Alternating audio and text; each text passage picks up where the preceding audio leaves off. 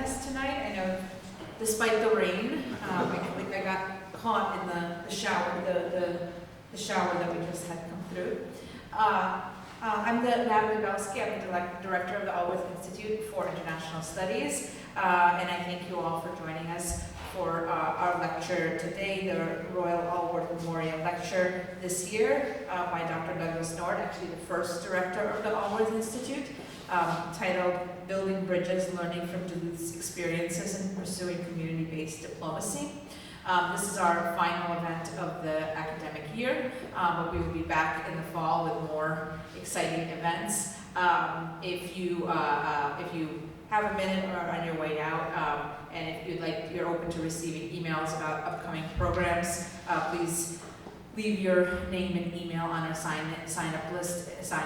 If you're not already on that, we will just use that for upcoming programming. We don't spam you with lots of unnecessary information, but we would love to be able to get information about upcoming programs to folks who are interested in international studies. We have events about history, politics, current affairs, art, culture, and all things global. So a wide range of topics that will be covered in our programs this upcoming year, and of course in the past. And please also help yourself to refreshments in the back.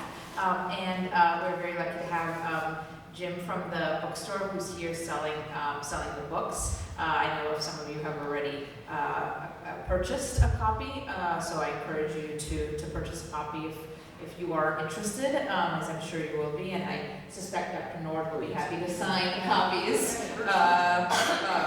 after the talk. So I'm very pleased to welcome Dr. Douglas Nord back to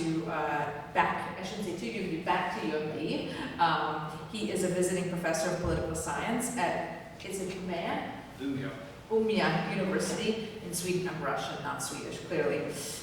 He is an established scholar in the fields of comparative politics and international relations, and interested in the processes of policy learning among countries with a particular focus on immigration, the environment, and education.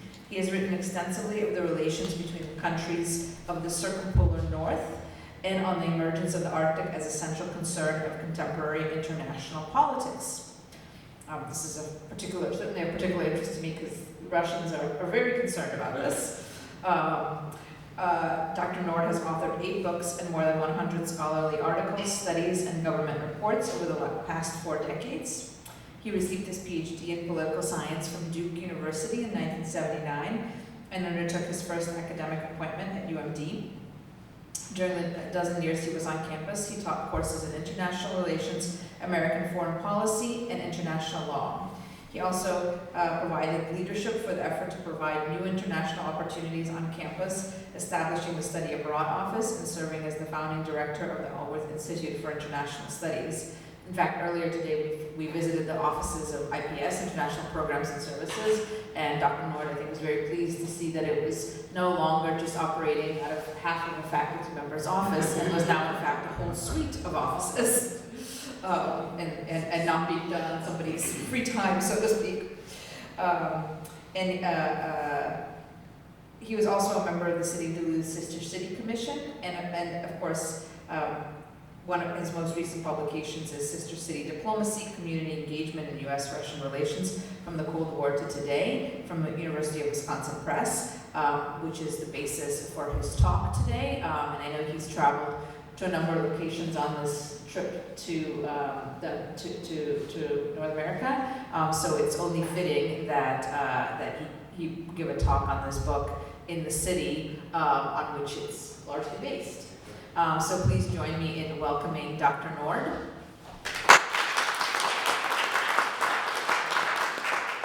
Dr. Nord will speak, and then there will be time for Q&A. Thank you. Can you all hear me? Can you hear me? Good. Is there any way to make it louder? I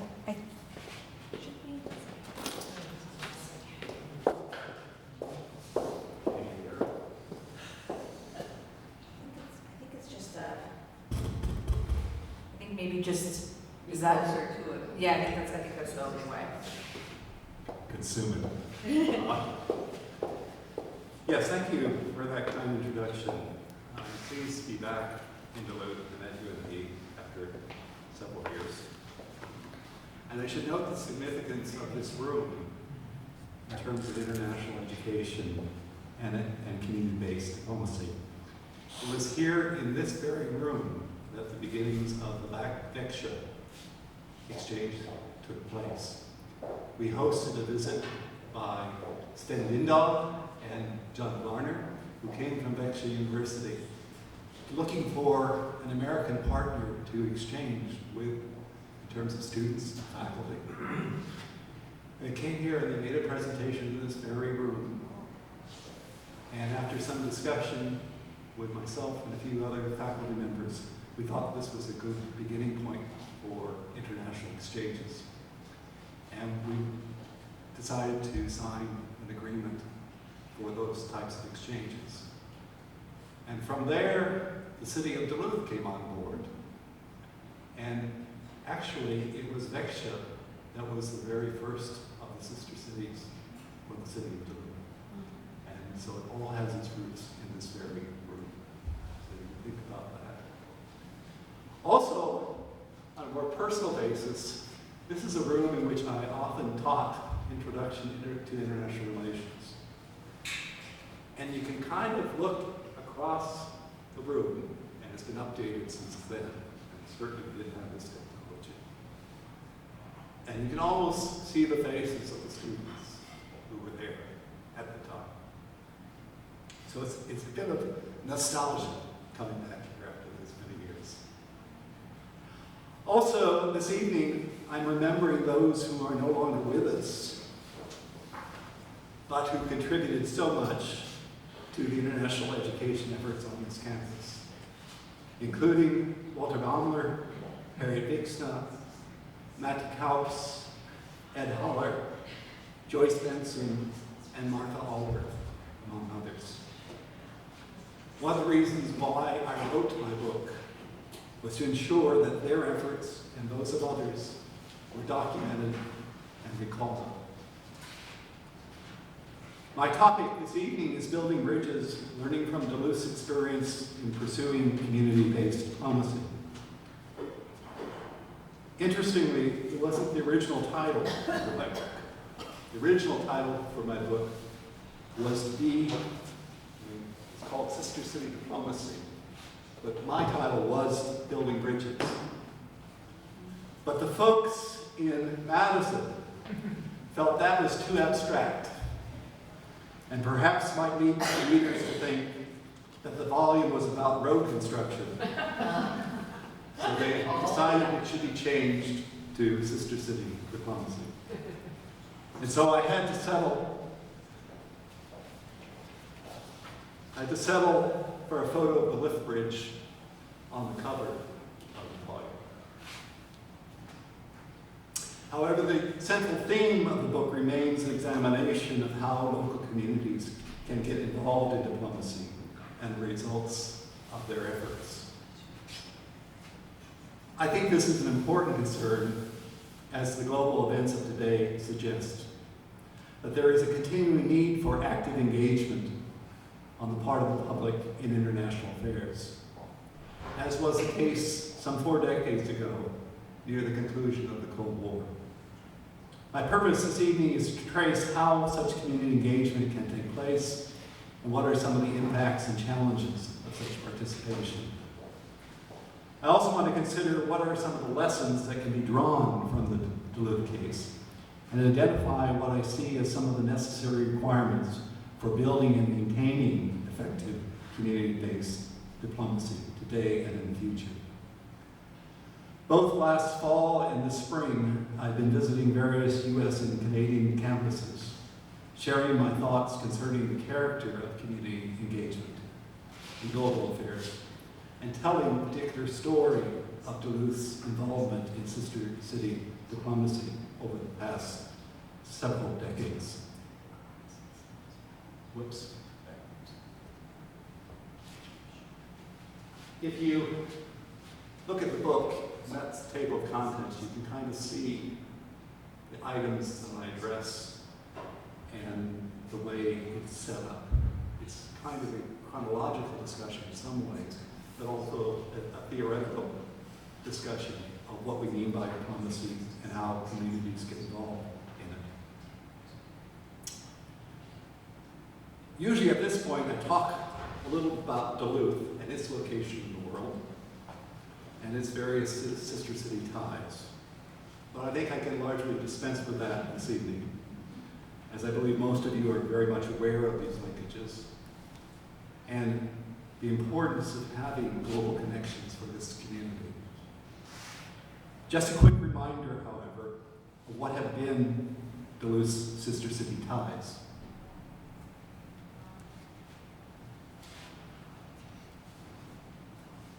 I should note that I had the privilege of being involved in the establishment of the first three of these sister city linkages while I was here teaching international relations in this very room.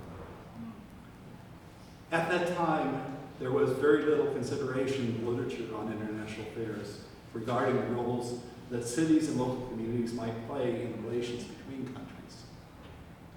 There prevailed a very much nation-state-centric, hierarchical vision of the world. Today, some 4 decades later, this has significantly changed. There is considerably more awareness of the actions of non-state actors and their influence and impact on global relations. In recent years, there has been a spurt of interest and activity among research scholars seeking to investigate and document the participation of large urban centers in international affairs, focusing on the diplomatic initiatives of cities like New York, London, Tokyo, and Paris. However, there still remains very little attention given to the reasons why smaller and less centrally located communities like Duluth might want to involve themselves in such activities. My book seeks to address this lack of attention. One of the points that I wish to advance this evening is that there is a solid rationale for why such smaller communities like Duluth should be so engaged. Toward the outset of my book, I trace the general development of locally based diplomatic initiatives from the beginnings in the last century to the present day. I note that this pathway has not always been a smooth and easy one, as diplomacy has traditionally been regarded as the domain of elites in national capitals, conducted by the heads of government or their representatives from their foreign ministries. However, since the 1960s, we have witnessed the growing visibility of non-governmental actors and individuals in both global affairs and diplomacy. This has been accompanied by the progressive demands of citizens from many states to have a greater voice in the foreign as well as domestic policy matters of their countries. This trend was particularly in evidence towards the end of the Cold War era, which is the initial period of focus for my book. At that point in time, there was an active call for greater public engagement in helping to chart the future course of global affairs. And this trend continues today. Broadly speaking, the movement for greater public participation and accountability in international affairs has become known as citizen diplomacy, or civic diplomacy, another variant.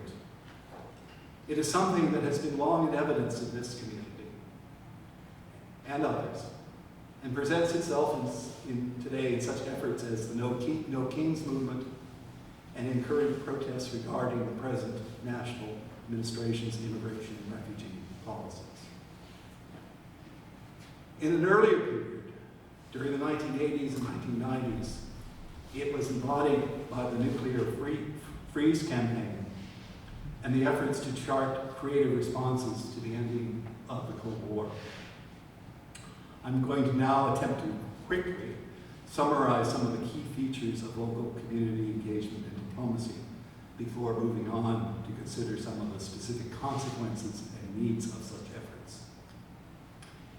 In general, these new forms of citizen engagement in international affairs that I've been speaking of can be seen to differ from traditional diplomatic initiatives of nation states practiced at a local level. That effort at the nation-state level, practice at the local level, is often referred to as public diplomacy. But what I'm looking at this evening varies in two ways. First is the source of its inspiration. In this case, it arises from the local community rather than from the more distant national government. And second is the style of implementation. Broadly speaking, traditional diplomacy favors a top-down approach, whereas citizen diplomacy and civic diplomacy is more engaged in bottom-up endeavors. As I mentioned, there are two variants of this effort that I've been looking at in the book. One is called civic diplomacy, with its links to local government and its participatory mode of conduct. And the second is citizen diplomacy, with its broad community base and its grassroots style of operation. I don't know if you can see that. Table 2 from my book illustrates the possible variations of activity that can be observed in such community engagement.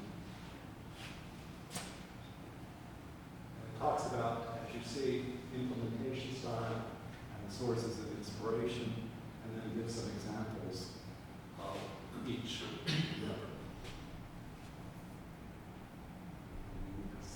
Think about that a little bit in terms of your awareness of any of these things, or maybe your participation in some of these things. It should be noted that while my table focuses primarily on educational and cultural initiatives, because of my interest in sister city linkages, the efforts of local communities need not be centered entirely on these themes. They can also be focused on such matters as trade and investment, tourism promotion, technology sharing, environmental protection, matters related to migration and human rights, or on a variety of other issues that may be of interest to the local community.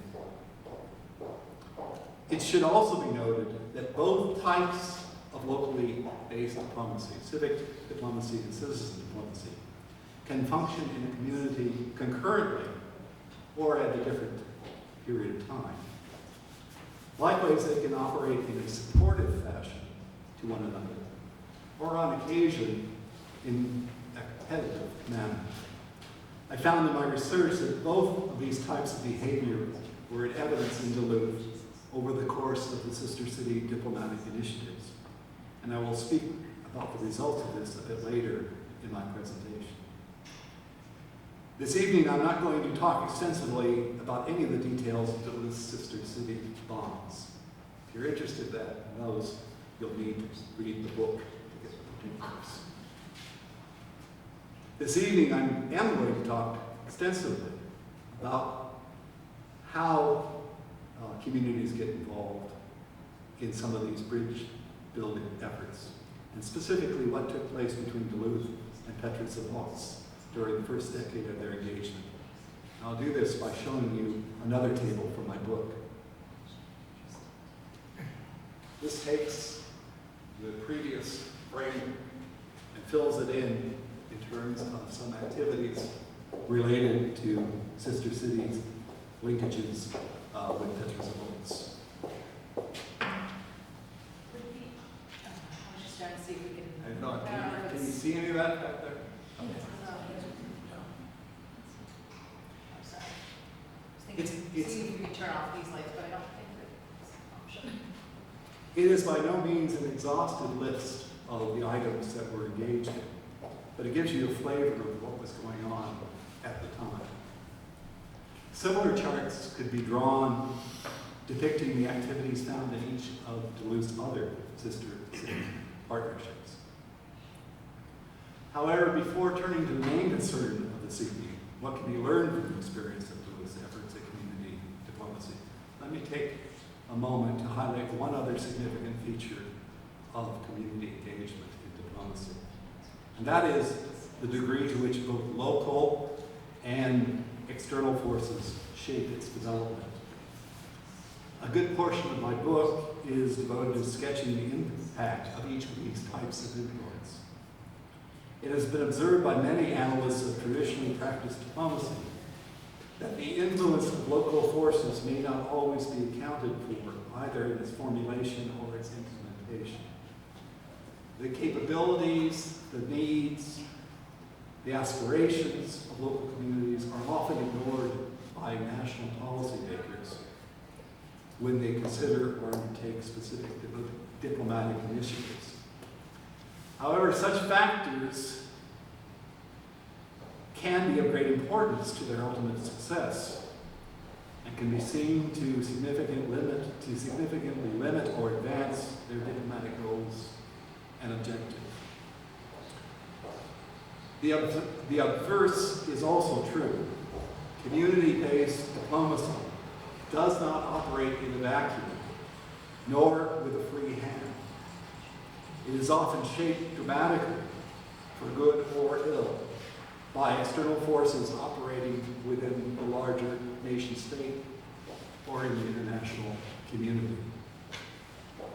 I detail in my book how the efforts of Duluth and its sister city diplomatic efforts were ultimately advanced or constrained by local, national, and global forces. This was particularly the case with regard to the partnership with Petrozavodsk, from the time of the Cold War to the present day with respect to the war in Ukraine. One of the clear messages that my book seeks to convey is that communities which seek to engage in global affairs need to be able to recognize and respond to both types of opportunities and challenges, those coming from the local level and those occurring at higher international level. The failure to recognize or account for either of these factors can cause serious problems. Now, without further ado, let me focus on the prime concern of this evening. What are some of the lessons that can be learned from the Duluth experience? As I said before, I'm not going to go into any great detail about any of these relationships. Rather, what I'm trying to do is focus on what I see as some of the main factors that have contributed to both their success and sometimes their failures over the years. In the final chapter of my book, I spend a considerable amount of time describing the results of these undertakings and determining what seem to me, on reflection, are the requirements for successful efforts at community-based diplomacy now and in the future. These I wish to share with you this evening as lessons to be learned.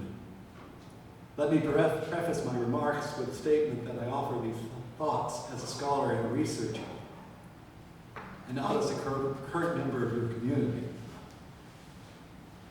I welcome your observations, comments, and suggestions at the conclusion of the presentation, and we can have a discussion of your views. So let's turn to the main issue, main topic. So what can be learned from the Duluth experience with community-based diplomacy, especially with regard to sister city linkages? I think there are at least 5 important takeaways that deserve our attention. The first is that the degree of interest and participation in locally based forms of diplomacy can vary over time, whether it takes the form of either civic diplomacy or citizen diplomacy. And this degree of interest and participation can be affected by both local and external forces. Locally, it's safe to say that at the outset of these endeavors, there is usually broad enthusiasm and commitment within the community. This was certainly the case with Duluth. Why? Partly because of the novelty and excitement of being able to reach out and engage with those from another part of the world. In this regard, I quote the observations of a former Duluth journalist, Lori Herzl, who has been a long-time observer of the Duluth-Petrozavodsk linkage. She has the following to say: At the beginning, there was lots of excitement about reaching out and making contact with peoples who had been long separated by the Cold War. It seemed like a lot of exchanges were taking place almost spontaneously. The thing was growing exponentially. And for a while, it became somewhat normal for Duluthians to have Russian friends, or travel to Russia, or to have interactions with Russians in a completely normal fashion. Over time, however, this initial level of community enthusiasm can be seen to subside. Other priorities and other interests can intervene and deflect the community's current concern and commitment. Sometimes the collaborative undertakings also become overextended or unsustainable in terms of interests or resources or both. Questions can also be raised as to the cost of such diplomatic engagements and who exactly benefits from them. These concerns have been raised here in Duluth on more than one occasion. Likewise, there can also be problems associated with transition of leadership for such initiatives. I touch on this in my book, as well as emerging disagreements over the direction, focus, and approach of such community-based diplomatic efforts, which I also address. External forces can also exert a toll. In the case of Duluth's ties with Petrozavodsk, the rise of Putin in Russia, and the coming of the war in Ukraine have both done serious damage to that particular sister city relationship. Likewise, the existence of other global conflicts and disruptions, such as the recent COVID pandemic, can also be seen to seriously affect the abilities of many local communities like Duluth to maintain and further develop their international linkages. Thus, a clear challenge that most undertakings at community diplomacy must face today is how to maintain interest and participation over time, and how to respond effectively to changing conditions and circumstances both at home and abroad. This has certainly been the case faced here in Duluth over recent years. With this in mind, let me turn to my second observation. It is that perhaps an effective way to maintain this community enthusiasm is by ensuring that there are a wide variety of participants, interests, and concerns represented in the community's efforts at locally based diplomacy. Such initiatives need to operate from the outset as a big tent effort. They need to welcome and incorporate participants of all sorts, from local officials to grassroots organizations, including schools and post-secondary institutions, business and labor leaders, service organizations, and faith-based groups, among others. They should also encompass a wide variety of themes and types of undertakings, including long-established concern for peace and understanding between different societies, as well as projects focused on economic cooperation and the development of mutually beneficial trade and investment links between communities. Similarly, initiatives focused on environmental protection, shared social welfare concerns, history and culture, as well as sports and recreation should be encouraged. There should also be multiple community groups involved, not just the sister city organization. And their concerns and interests should also be reflected in their interactions with their international partners. It seems from my research that the original broad front of interaction that was promoted at the outset of Duluth's foray into community-based diplomacy in the 1980s and 1990s became steadily narrowed over time and came to embody a more limited agenda and fewer types of community participants involved. It was reduced to a sister city set of linkages. While such efforts are laudable, so many more pathways could have been pursued. A clear lesson to be taken away from Duluth's experience is that efforts at community diplomacy should endeavor to be broad-based and incorporate a variety of activities and participants. To be successful in the future, some of the original imagination and energy of Duluth's first efforts need to be regained, and a serious revisioning of Duluth's position and role in the global setting needs to be undertaken by the citizenry. Admittedly, this is no small task and requires leadership and resources to do so. But many other U.S. and international communities have undertaken such efforts and have benefited from them. The third lesson to be learned from the Duluth experience is that community engagement in locally based diplomacy needs to be bolstered by specific efforts of the learning and educational sectors of society. They need to play an active role in the promotion of knowledge and understanding of the community's international linkages and its role in the broader world. This is one of the themes I give particular emphasis in my book to, as it has been recently only partially investigated by others who look at citizen and civic diplomacy. I do so from the perspective of someone who was present at UMD at the start of the community engagement with partners from abroad and witnessed the important roles that this institution, St. Scholastica, and the local school system played in framing and promoting this type of interaction. At the outset, these bodies, along with the Duluth Library, the Depot, and some other similar organizations, played vital roles in providing information and context to the variety of new international interactions that were being undertaken at that time. They offered lecture series, new curriculum and language courses, as well as a variety of learning materials to those on campus and in the community who wanted to better understand the background and meaning of these new languages. They also provided the means to facilitate the exchange of students, faculty, and other individuals between the partner universities. Also, importantly, members of the academic and learning sectors work closely with other citizens in the community to advance a common cause of opening eyes to the importance of internationalization and global cooperation. I'm proud to say that the Allworth Institute for International Studies, which is sponsoring this event this evening, was one of the many active participants in this endeavor. Unfortunately, my research suggests that there has been a gradual decline in such efforts on the part of the academic and learning communities here in Duluth over recent decades. My sense is that this is not from a lessening of interest or commitment to such endeavors, but has come largely as a consequence of reduced funding and the reduction of staffing to pursue such efforts.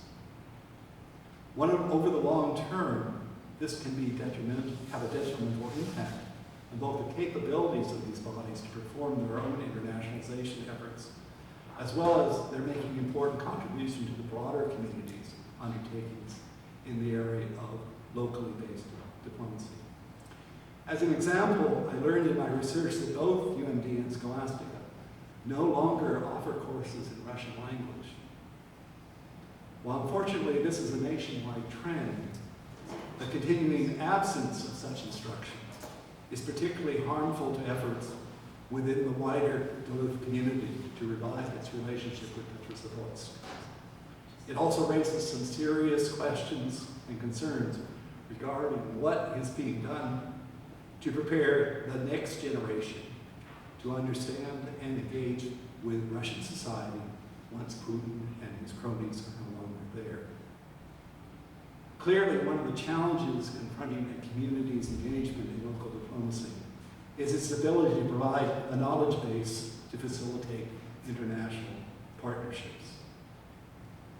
I was talking to some students today here at UMD about their interest in international studies.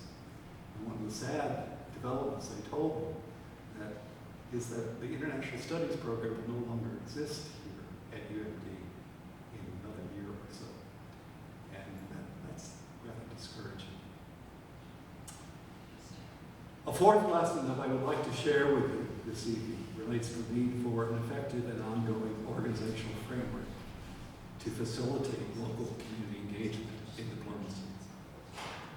I found in my research that often the key to successful undertakings of this type is having an inclusive and agreed upon structure for organizing, facilitating, supporting, and promoting such activity.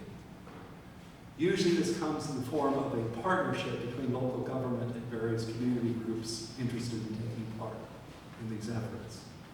In some ways, this reflects a marrying of the civic diplomacy approach with the citizen diplomacy perspective, and incorporates the capabilities and experiences of the former with the enthusiasm and initiative of the latter. Most communities engaged in locally based diplomacy follow this approach. Unfortunately, this is not the path that has been pursued in Duluth. Instead, for a considerable amount of time, there existed an ongoing rivalry between the components of civic diplomacy and citizen diplomacy, particularly with regard to the development of linkages with Petrozavodsk. As I relate in my book, by adopting this competitive stance, rather than a cooperative orientation, a substantial degree of community interest, resources, and support tended to be dissipated. Likewise, the breadth of the community's possible diplomatic activities were narrowed to that of only sister city relations. Other initiatives relate to placing Duluth in a wider global context, such as facilitating trade, investment, and tourism from abroad, were ultimately jettisoned. To a substantial degree, much of the global agenda of the community was consigned by 2008 to the newly established Duluth Sister Cities International Organization, a nonprofit body with good intentions, but lacking the funding and staffing to reach much beyond maintaining existing international partnership. My point here is not to diminish in any way what was done in the past with regard to sister city diplomacy in Duluth, but rather to indicate that additionally, what might have been accomplished if there had been greater cooperation between proponents of civic and citizen diplomacy. And it is also to suggest that with some efforts of goodwill from both sides, a cooperative model based on joint government and grassroots interaction could again come and provide a wider horizon for global engagement in the Duluth community. And this leads me to the fifth and final lesson to be learned with respect to facilitating the growth and development of community-based diplomacy. If such initiatives are to be maintained and to flourish, then there needs to be adequate community funding and other supports given to these efforts. In my book, I quote former Secretary of State John Kerry to the effect that diplomacy cannot survive on expressions of goodwill alone. To be truly effective in its undertakings, whether these be at the summit or at the local level, it must have access to adequate amounts of knowledge, resources, and personnel. To suggest otherwise is to promote an illusion.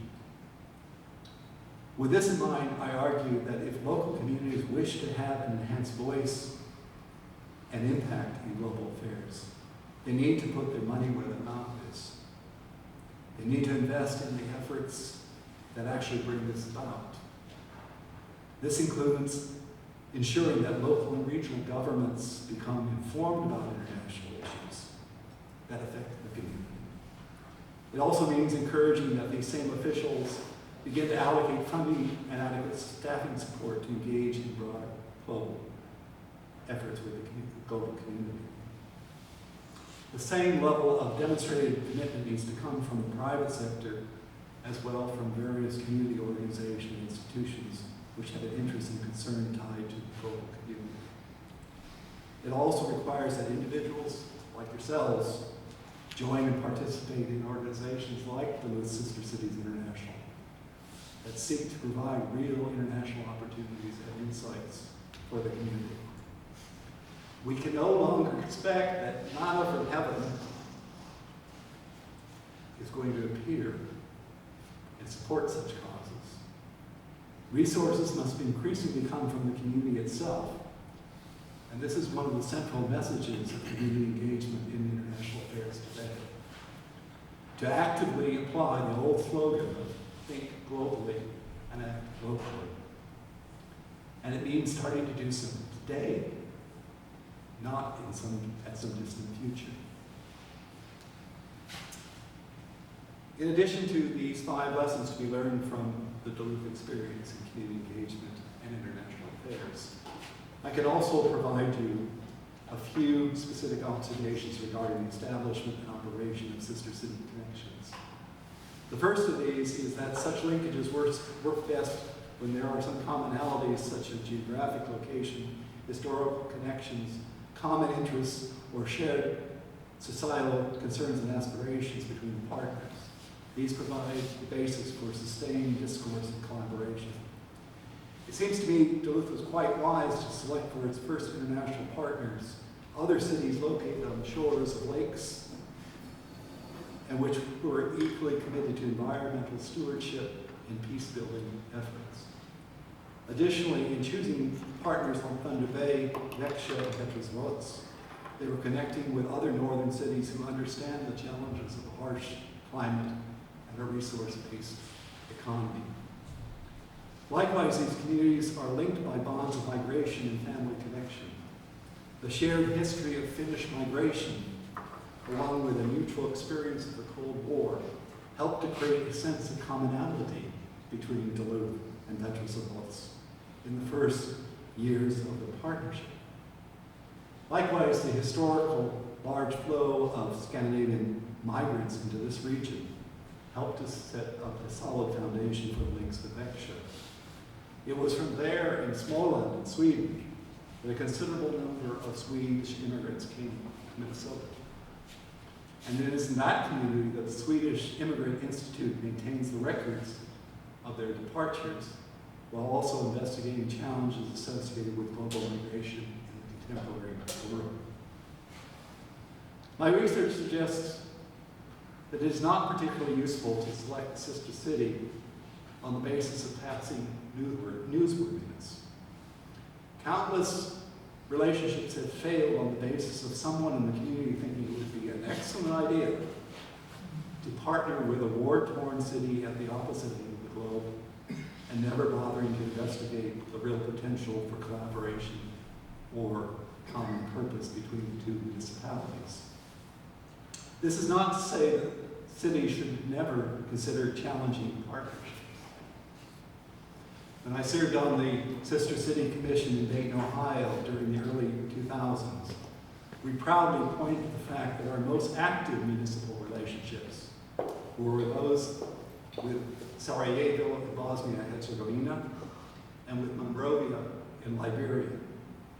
In each case, the partnership was developed from previous common historical ties and shared interests in the efforts of peace building and community reconciliation. Careful investigation of the ongoing potential for collaboration with these communities was undertaken well before any decision was made to establish a formal sister city tie. A second observation that I would offer is that in building and maintaining a resilient sister city relationship, one needs to consider carefully both one's own capabilities and the interests of one's partners. Traditionally, diplomatic relations at any level have been initiated and maintained on the basis of expressed interest and actual capabilities to conduct desired interaction. The absence of either element can be a serious hindrance to any form of collaboration. Both parties must be equally committed and believe in the long-term mutual benefit of such interaction. A one-sided expression of interest and commitment is not sustainable. Nor is a partnership viable when one or both parties lack the basic capabilities of contributing to it. These include adequate funding and staffing, the means for regular communication and consultation between partners, and the availability of community representatives to take part in joint initiatives. Without these basic capabilities and a significant amount of community interest and support, even the best intentioned linkages between municipalities will fail. Finally, there is a third observation I'd like to share with you regarding how one should approach the challenge of sister city development and growth. Simply put, it is the idea that such endeavors should emanate from and operate with a common vision and purpose. They should include an interest in promoting peaceful relations and a desire to enhance communication and understanding between societies. Without this shared perspective and commitment, little real progress in building bridges between communities can be accomplished. This vision needs to be constantly kept in mind as any new initiatives are launched and when existing ties are reviewed and assessed. Any divergence from them needs to be noted and rectified as quickly as possible. Nearly 4 decades ago, one of my colleagues, Walter Baumwood, observed, whether we are building academic exchanges, growing economic ties between our communities, or fostering new cultural connections, all of our efforts at the local level must be oriented around a commitment to peace building and mutual understanding. We want, as partners, other communities who subscribe to the same values and interests. They need to serve as a guiding vision for what we are up to in all of our collaborative efforts. Having connections just for the sake of connecting is not enough. We must care about the shared values and the beliefs that we collectively seek to promote. In my opinion, his words continue to ring true. Effective community-based diplomacy requires the shared values and concern remain at the heart of all bridge building efforts. Thank you.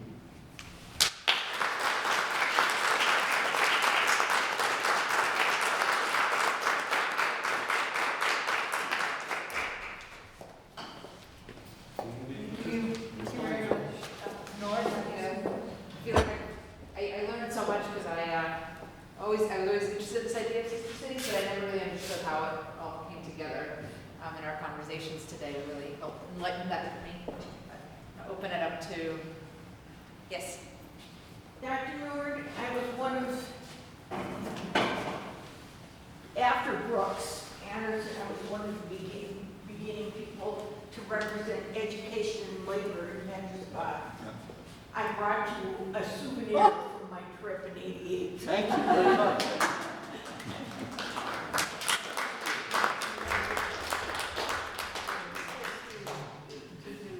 Yes.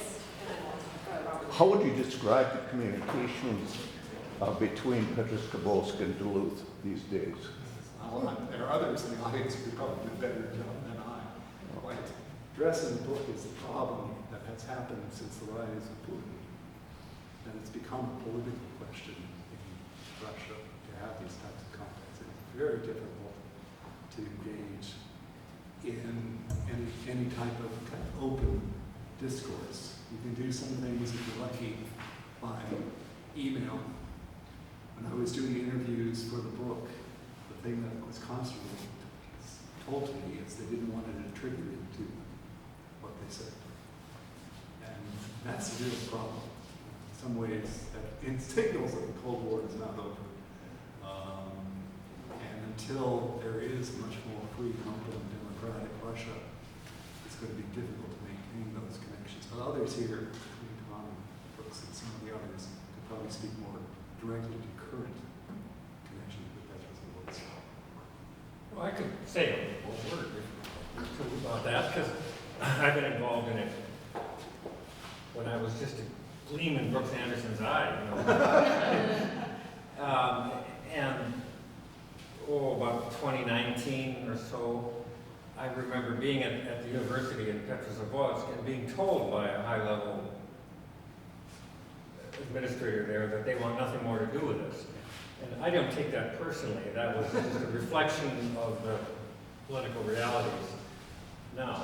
But the relationships that we developed were so strong, I'd submit, like we're talking 30 years, that the Russians didn't, the grassroots level Russians didn't want to give up on it. And so we have continued to do things, and it's all been unofficial, under the radar, and we've been very successful, if I may say so. We've made 3 movies. I don't know if you've seen any of them. We are currently in the middle of a big project involving domestic abuse in Russia and applying some of the techniques of the Duluth model to Russia. And all of this is under the radar, and we're following the lead of these Russians who are helping us navigate the system, and we have regular meetings on Zoom. That's still available, and this last project, we've expanded it to 3 other cities. And we're now in the process of developing groups of Russian men following the models that they do in here in Duluth for domestic abuse. So I'd say it's thriving, despite, you know, all the obstacles that are out there. You're part of the sister cities? Yes. Yeah, okay. And it's so, as a Soviet historian, it seems so wrong to me that it's harder now than it was in the Soviet period. Yes. I'll have to ask because my family immigrated from Russia in the 90s. But I have to figure out my mom. I know she met, we were in Moscow, but I know she met a couple, an American couple, I think from Georgia, who were traveling in the Soviet Union through some group that somebody else knew, and they brought them to my parents' house because my mom spoke English. And they were like, oh, we'll introduce them to Irene because she speaks English. And there was a bit of a funny moment because my father was an engineer, my mom was a physician, and when these lovely Americans from Atlanta walked into their studio apartment, they asked them where their other apartment was. And my parents were like, this is it. But when we came to the States, they helped us out a lot. Yeah, I mean, it was just, you know, that connection, that they spent an afternoon together. And then the woman, I think, became a judge in Atlanta, and when we were processing our green card application, and my father was really worried, she called our lawyer and basically said, like, you better get this done, or else, you know, I'm going to look into this. I'm looking into this. I'm gonna keep my eye on this case. And I think our lawyer was shocked that these immigrants somehow knew a judge from Atlanta, Georgia. But you know, this kind of, that really makes a difference. I mean, they helped us out a lot. That random. One of the things I observed also while doing the research. Mike? Sorry. One of the other things I observed while doing this research was that as the difficulties with gaining links with Petrozavodsk became more evident, in an odd way, this kind of directed activity towards the other sister cities. In recent years, Daksha and Ohata, Japan, particularly have become very active in terms of sister cities. And that's good to see that this is not just focused on one sister city, but that several sister cities are being involved in these endeavors. And that's kind of an odd consequence of the difficulties associated with developing or continuing the link with Petrozavodsk. Walter, I'm sorry. Now I'm thinking of your father, Robert. Well, thank you, Doug. I appreciate your words about my father. Excuse me. It was his lifestyle. I've been a member of the Veteran Committee basically since inception. And last fall, we had a 6-member group from Veteran come here for our biannual exchange process. And one of the interesting things that I think we accomplished is to set forth initial talks with the city of Veksur, with Cirrus Aircraft, to make Veksur their European distribution center. And it's in its exploratory. That would be really consequential, doing something like that. Doing my research, Veksur has been the leader of all the sister cities in looking at economic linkages with the Duluth. And one of the challenges, of course, is having that dimension of the relationship given some priority.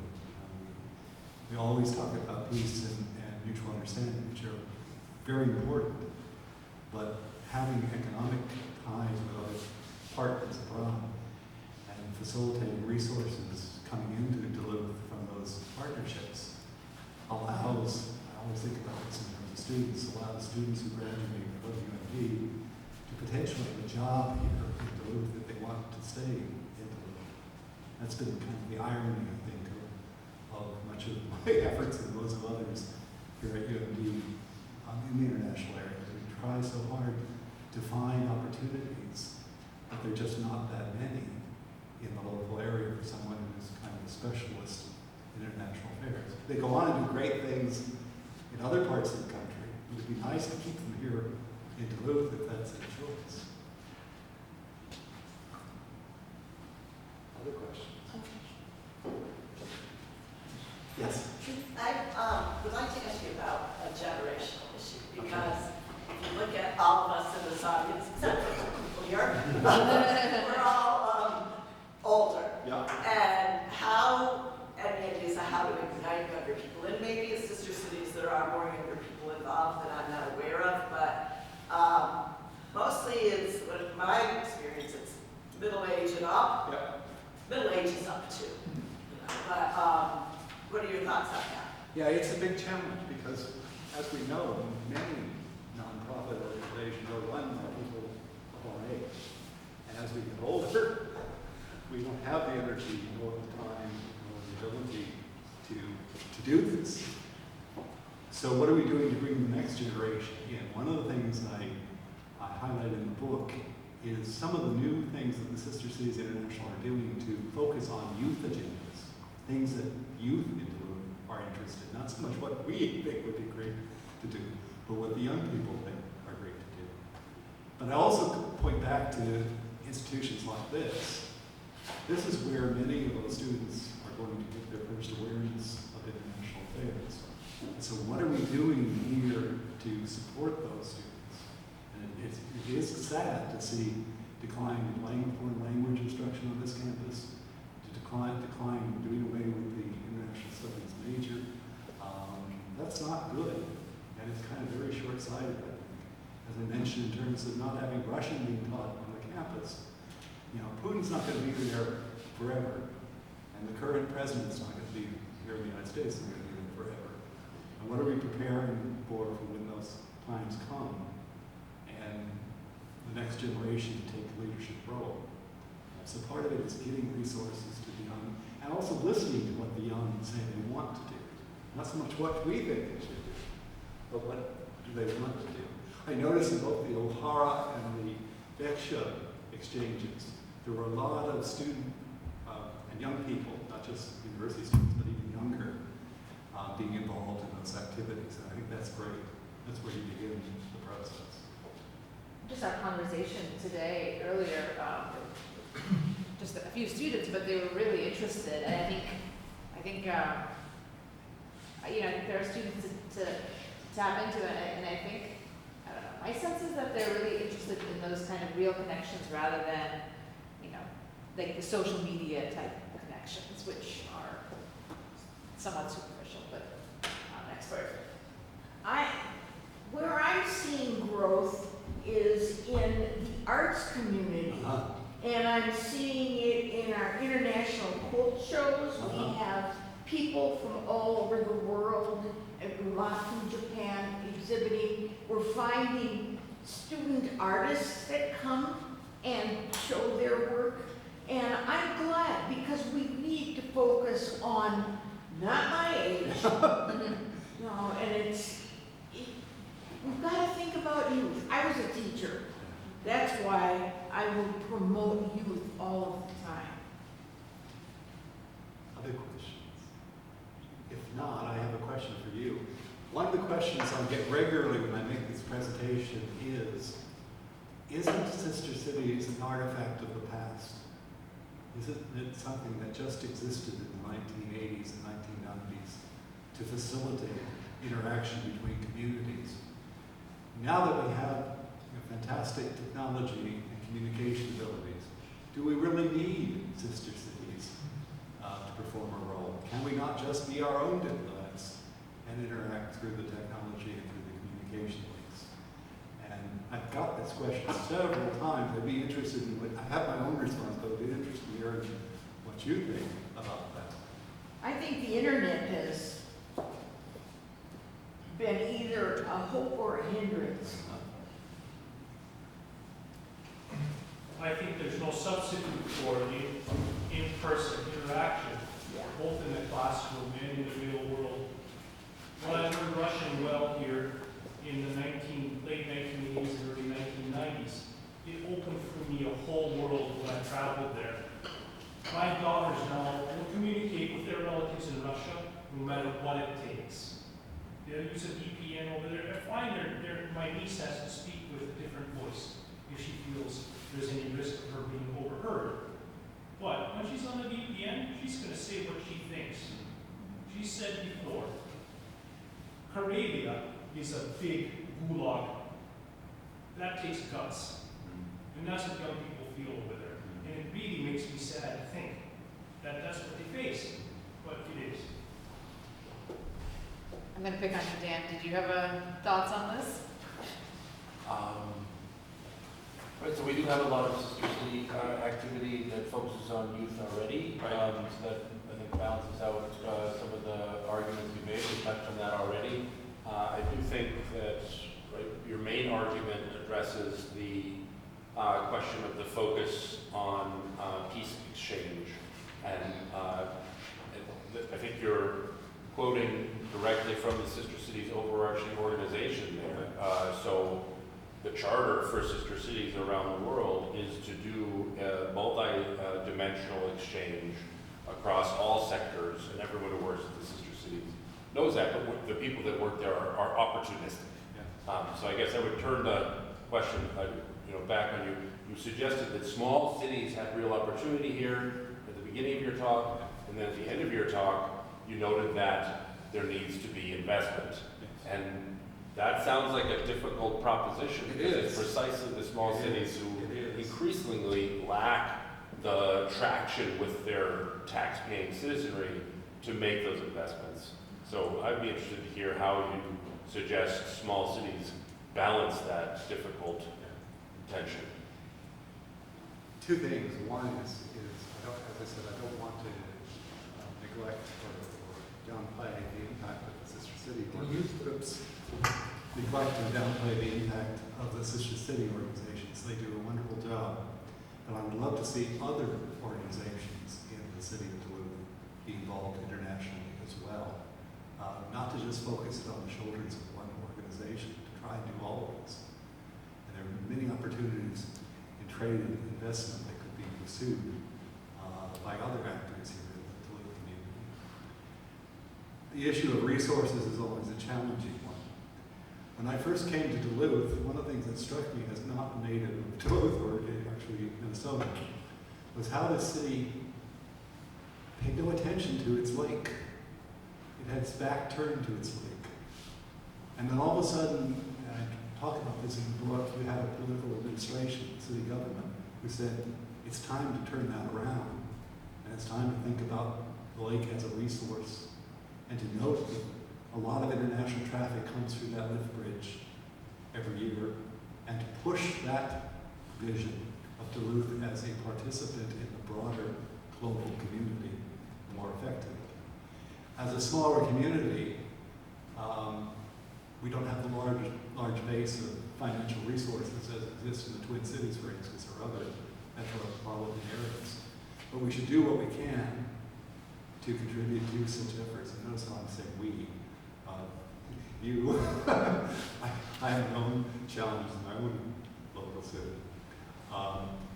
And we should make it clear, and this really puzzled me, why the city government backed away from commitment to these international activities, when it was very clear that the future of this community, as the mayor, I quote the Mayor Vito at the beginning, saying the future of Duluth is through that lift bridge and out into the lake. It is also part of the history of this community, and that the old trade routes through the lakes into the St. Lawrence were the original historical links of the international community to Duluth, and we should remember that. But it is going to be a challenge. I don't see, at least in the short term, I don't see help coming from Washington or even at the state level. A lot of this has to be done at the local level, and it costs money to do these things. And we have to kind of explain why these are important. And I think particularly focuses on the youth, saying there are not going to be a lot of jobs in this community if we don't start thinking about the global context to do. Well, the biggest problem, I think, is funding for the kind of exchanges that I think are really necessary with anybody we pair with. I'll go back to 1988. I know I'm an old fart. I was selected to represent Duluth in education and labor at that time. Because and thank God for my brothers and sisters at the AFL-CIO that supported me, and my teachers union, and thank God for my parents that helped me. I was a teacher at that time making diddly squat. And that's exactly, I am so thankful to my parents and my brothers and sisters and my union members that were able to fund my travels to Petrozavodsk. When I was there, I taught a class at the pedagogy. I had gone over there with the lesson plan, which was, fly by the seat of your pants and you pick out something different. The students at the college had never seen American money. So I spent an hour digging out every American coin I had, and I left it with them at the college. But they learned what American money looked like. When some of those students came back over here later that year, they went to Target, and I was with them. They could not believe what a store would look like. We need to educate. We need to inform. We can't sit under a rock. There, I've done my soapbox. Yeah. I just wanted to comment too, and this is in reflection to all the wonderful women you mentioned in the beginning that were a part of this. Our demographics and everything have changed so much, so there aren't as many people that are busy, raising their children, working, and so many women were involved in supporting that. A lot of people just don't have that time anymore. Like Martha and Leonore, who really were involved in these things and had the time and the ability to do that. And I think that's a real impediment too, as well as here at UND anyway, the university's reluctance to support such things. I mean, we're really in kind of a crisis, I would say, in terms of. It was interesting when we started. A lot of the resources came from contributions, including from, I'm used to being a faculty, came from people in the community who were willing to put their money behind their concerns. But also money came in from the state level, from state funding, that was going specifically to the University of Minnesota to develop its international program. And money from the feds. We got several large federal grants to support all of this. And unfortunately today, those aren't there. And as I said, in the short term, they ain't going to be there. And so you have to think about what can we do here at home to facilitate this. It's not easy. But you've got to convince businesses to allow employees to get involved. That if they choose and have the desire and back it. My school district did not back the fact that I was going to be gone for 2 weeks. That's a shame. That's what I was saying. That's what I was saying. You have to get these other organizations within the community back on board as part of the endeavor. You've got to make sure that the business community in Duluth feels that this is an important item and that they're given a voice in the discussion about what should be done. Same thing for the labor unions. Same thing for universities. I don't know, I've been away for a while, but one of the things that concerns me is what is the link between the town and gown lines? How is the university helping this endeavor? Doing away with Russian language structure is not helpful to this endeavor. So, yeah, many different actors in the community have to get involved and participate. And I think, Cindy, what you were saying about involved women is quite important because so many of the leaders of this effort initially were women. And one of the things that needs to be emphasized is that we want all different parts of the community represented and participating in these endeavors. Thank you very much. Thank you very much. I want to take the opportunity again to thank all of you for joining us. As I said, if you on your way out, please, I think we have a bunch of D4s left, so please grab one on your way out or take one home for whoever, for yourself later or for whoever. Thank you again for joining us. If you're willing, you can email, if you're willing to be added to our email list, you can leave your email there or email me directly and I will add you to our email list about future programs. And I just want to take this opportunity to thank Dr. Nord again for coming and sharing his work with us.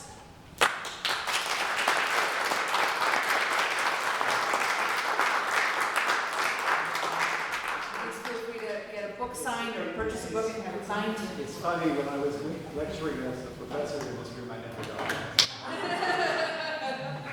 I know, it's fair. Thank you. I'm sorry, I have to ask, how did, what was there, was there an event? What is this from? I represented